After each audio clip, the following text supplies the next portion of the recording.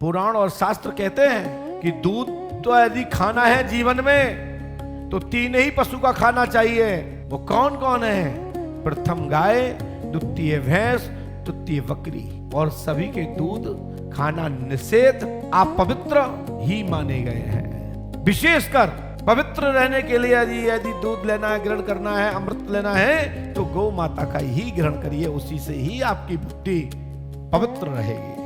तामसिक और तेज एक कहें पहलवानी वाली बुद्धि आपकी भैंस के दूध से होती है। पूजा अनुष्ठान में फर्स्ट नंबर गाय, द्वितीय नंबर पर भैंस जब नहीं है किसी अभाव के कारण।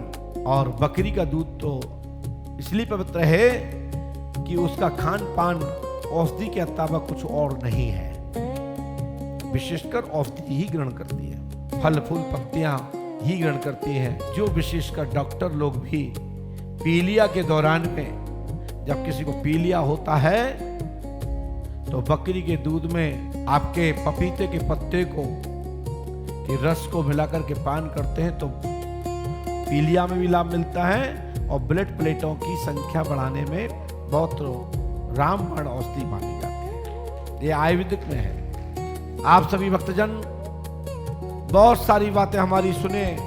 वही राजा मरुत द्वापुर में जन्म लेते हैं और मथुरा में कंस के पिता के रूप में जाने जाते हैं।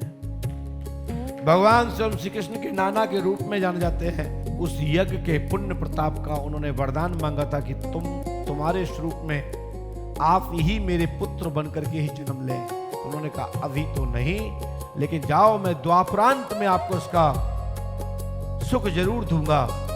आप जब तक मेरे धाम में जाके निवास करो और जब मैं द्वापुर लगेगा और मैं द्वापुर की लीला करने के लिए द्वापुर में राक्षसों को, आताताइयों को, विधर्मियों को, घमंडियों को, जिनके अहंकार का मर्दन करेंगे, उस दौरान मैं आपके ही नजदीक होकर आपके ही वंश में आपके बेटी के गर्भ से हम जन्म लेंगे और आप को हमारे साथ रहने का सौभाग्य, मेरे साथ रहने का सौभाग्य और मुझे आपका आशीर्वाद मिलेगा।